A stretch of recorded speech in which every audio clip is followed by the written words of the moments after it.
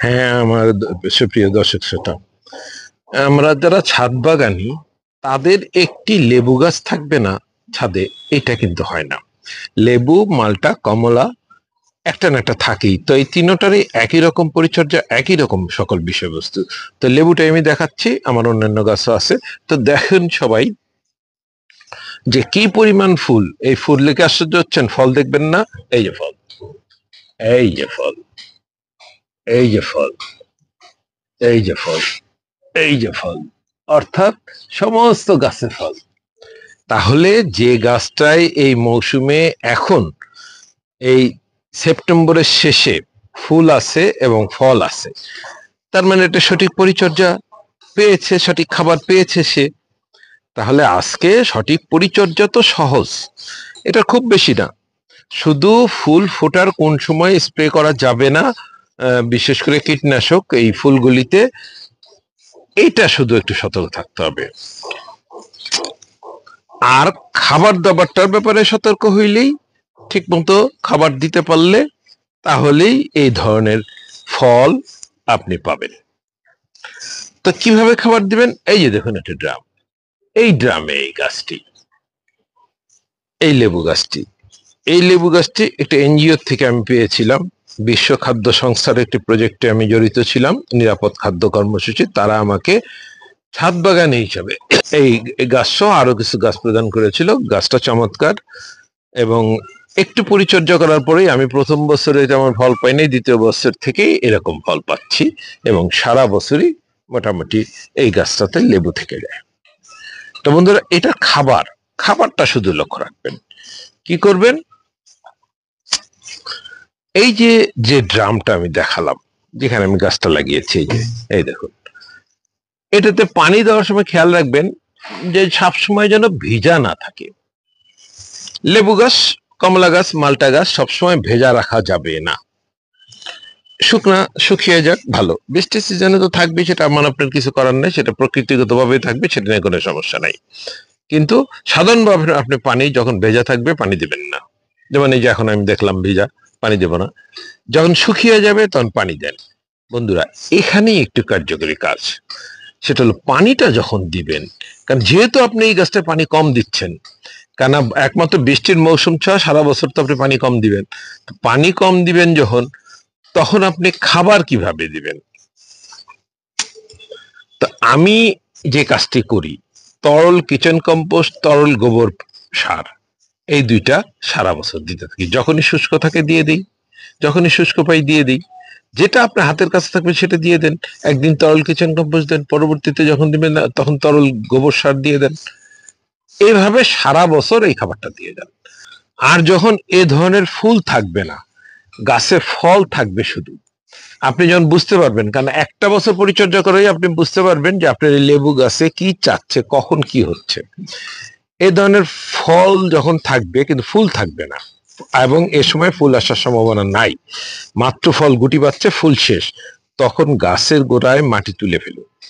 গাছের, দেখুন তাহলে কি করতে হবে।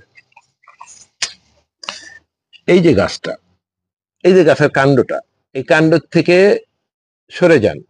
সরে গিয়ে যদি মাঠ বাগানে হয় তাহলে 5-6 ইঞ্চি সরুন, আর যদি ছাদে হয় তাহলে এই যে ড্রাম বা টব, এই পাশ ঘেঁষে আপনি এখানে 1 ইঞ্চি বা 2 ইঞ্চি মাটি তুলে ফেলুন, এবং গভীর করুন 3 ইঞ্চি।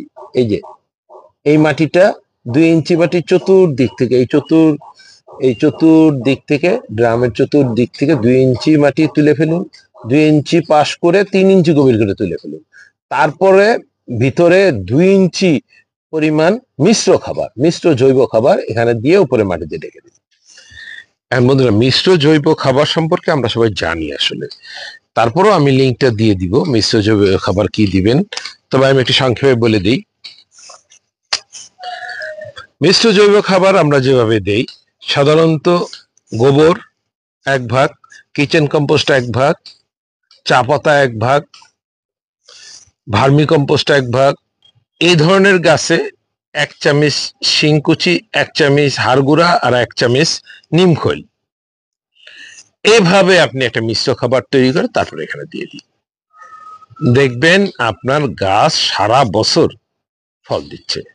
আর ওই যে একটু বলছি যে যখন এই ধরনের ফুল আসবে, যদি আপনি কীটনাশক স্প্রে করতে চান, এই যে দেখেন এই যে মৌমাছি কিন্তু এখানে, বা মধু আহরণ করে যেই, এই যে সে মধু আহরণ করার জন্য এখানে আসছে, এই যে দেখুন সে মধু নিচ্ছে, এটা তার কাজ। সুতরাং যখন ফুলটা ফুটছে, এটা সে কখন আসছে খেয়াল করুন, কখন আসছে, সে মধু আহরণ করার সময় সে আসছে।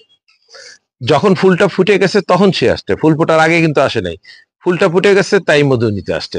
তো মনে রাখবেন বন্ধুরা, ফুলটা যখন এই অবস্থায় ফুটে যাবে তখন একটু কীটনাশক স্প্রেটা বন্ধ রাখুন।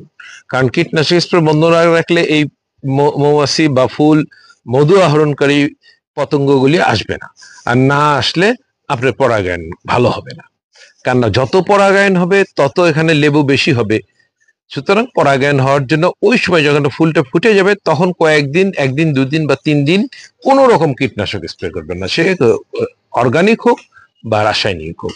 তার আগে বা পরে আপনি আপনার সময় মতো, সুবিধা মতো, অথবা যতবার যেটা দিতে হয়, যেমন অর্গানিক কীটনাশক হইলে সাধারণত আপনি 1 দিন পর পর স্প্রে করতে পারেন, তবে অবশ্যই এক নাগারে 15 দিন না, 2-3 দিন করার পরে থামুন, আবার একটা গ্যাপ দিন, দেখুন কোথায় পোকা আছে, কোথায় কি, তারপর আবার অর্গানিক কীটনাশক স্প্রে করুন ওই যে 1 দিন পর পর।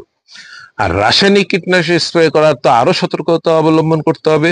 একবার স্প্রে করার পরে কমপক্ষে 10 থেকে 15 দিন গ্যাপ দিতে হয়, এটা ঔষধের মান বুঝে, সেটা খেয়াল করবেন। ওষুধের গায়ে লেখা থাকবে, অথবা যেখান থেকে কিনবেন সেখানে তারা বলে দিবে যে এতদিন পর পর এত লিটার পানিতে মেশাবেন, সেভাবে এটা প্রয়োগ করবেন। তো বন্ধুরা, আমার মনে হয় এই লেবু গাছ সম্পর্কে, মালটা কমলা গাছ সম্পর্কে আর বেশি কিছু বলা দরকার নেই। আমি যেটা বলছি, মালটা এবং কমলার বেলায় একই ঘটনা ঘটবে, একইভাবে আপনার পরিচর্যা করবেন। তো আজকের মতো এখানে আমি বিদায় নিতে চাচ্ছি। যারা আমার সঙ্গে এই ভিডিওতে ছিলেন অশেষ ধন্যবাদ। এখনো যদি আমার চ্যানেলটি সাবস্ক্রাইব না করে থাকেন, অনুগ্রহ করে নেবেন। দেখা হবে পরবর্তী কোনো ভিডিওতে। সেই পর্যন্ত সুস্থ থাকুন, ভালো থাকুন, এই কামনায় আমি জাহিদ আহমেদ আমার ইউটিউব চ্যানেল জাহিদ ইটিসি থেকে এখনকার মতো বিদায় নিচ্ছি।